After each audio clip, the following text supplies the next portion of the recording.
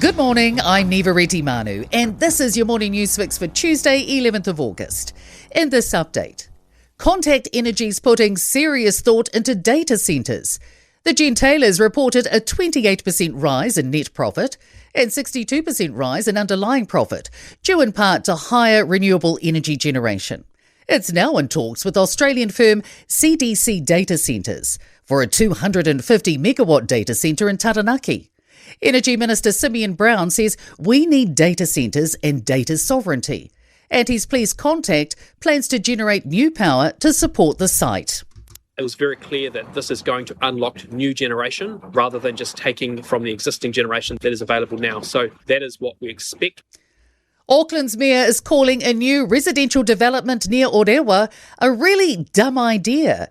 The 1,200-home Delmore housing project has been granted fast-track approval. Watercare has made it clear it can't connect services to the site before 2033 and potentially not until at least 2050. Mayor Wayne Brown says council will end up picking up issues with water and transport down the track. 4 or 5 idiots in Wellington who only Wellington people would call experts are being able to making decisions for years to come instead of the people who have been elected to run the city. Christchurch City Council has been working directly with League's NRL for almost 2 years on the requirements to secure the competition's 20th team. New documents released to Newstalk ZB show those talks have ramped up of late. Council officials met with NRL bosses in June and have since been working on a potential proposal covering the club's finances, ownership, high-performance facilities, community programs and economic benefits. A consultant's also been recommended to help prepare the documentation, funded from an existing sports and events budget. The government's confirming Māori born overseas who are applying for citizenship by grant will still have to do the incoming citizenship test. The test is being rolled out late next year for people applying for citizenship by grant. The Ministry of Māori Development questioned whether it would be appropriate for people who have Māori heritage, but Internal Affairs Minister Brooke Van Velden says whether people sit the test or not is not based on race, and Māori will not be treated differently when applying. Dozens of people are dead after a powerful 7.4 magnitude quake in Colombia.